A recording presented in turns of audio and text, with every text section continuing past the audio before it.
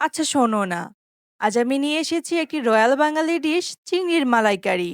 চিংড়ির মালাইকারি পছন্দ করে না এমন বাঙালি খুঁজে পাওয়া যাবে না। এর জন্য লাগছে বড় দুটি ফ্রেশ গলদা চিংড়ি। চিংড়ির বড় দুটি পা রেখে বাকি পাগুলো, মাথার কিছু অংশ, লেজের কিছু অংশ কেটে ভালোভাবে পরিষ্কার করে নিব। রান্নাটিকে স্পেশাল করার জন্য কাজু, সরিষা, মৌরি সামান্য পানি দিয়ে কিছুক্ষণ ভিজিয়ে রেখে ব্লেন্ড করে নিব।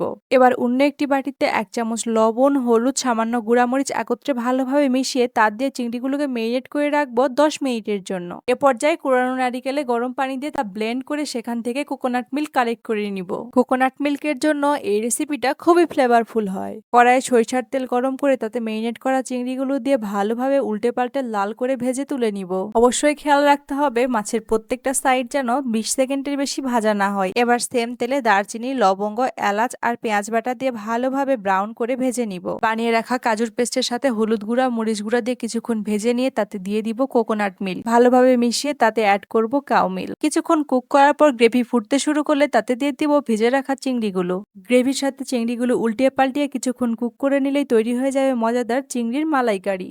শেষ পর্যায়ে বেশ কিছুটা ঘি আর গরম মশলা ছড়াতে ভুলো না কিন্তু। এই ডিশটা শুধু একটি ক্যারি না, এটা একটা celebration. Family gathering, special guest অথবা নিজের জন্যই হোক না কেন, চিংড়ির মালাইকারি নেভার ডিসঅ্যাপয়েন্টস।